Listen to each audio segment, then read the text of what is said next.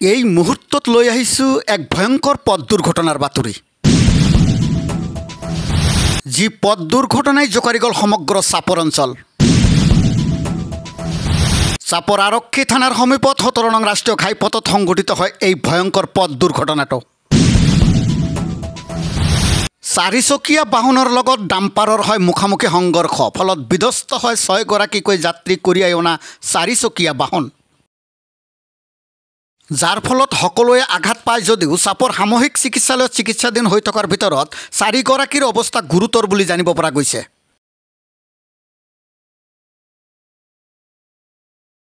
উল্লেখ্য যে AS17Q6733 নম্বৰৰ এখন চাৰিচকীয়া বাহনেৰে হোজাইৰ পৰা ধুবুৰী জিলাৰ আলমগঞ্জ স্থিত নিজ ঘৰলৈ গৈ থকা অৱস্থাত চাপৰ আৰক্ষী থানাৰ সমীপত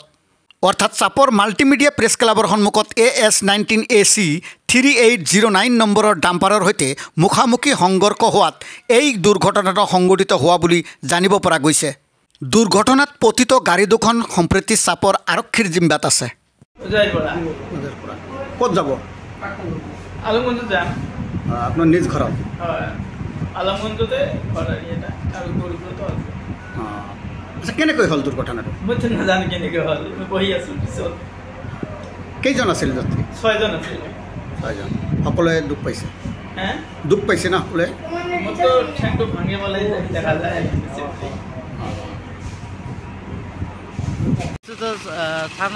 থানাৰ সন্মুখত প্ৰেছ ক্লাবৰ সন্মুখত গুৱাহাটীৰ পৰা আহি থাকোঁতে এখন সৰু গাড়ী ডাম্পাৰৰ লগত মুখামুখি সংঘৰ্ষ হৈ এটা দুৰ্ঘটনা হয় 4 জন আহত হয় নাকি 4 গৰাকী আহত হয় ক'ত লৈ গ'ল চাপৰ অসামৰিক চিকিৎসালয়ত লৈ গ'ল তাতে প্ৰাথমিক চিকিৎসাৰ কাৰণে গাড়ীখনৰ খুব ক্ষতি হৈছে নেকি বেছি ক্ষতি হৈছে গাড়ীখন কেইটা বজাত সংঘটিত হৈছে ঘটনা 8:30 বজাত 8:30 বজাত হয়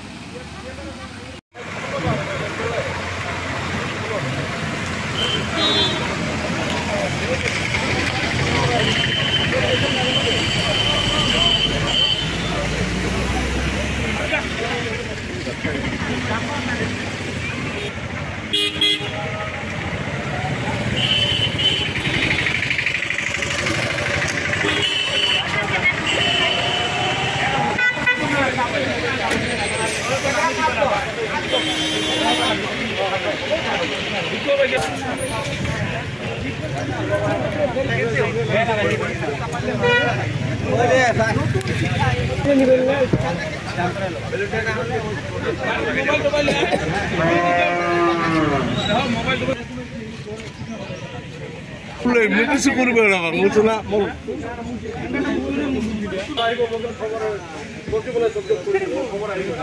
দেখি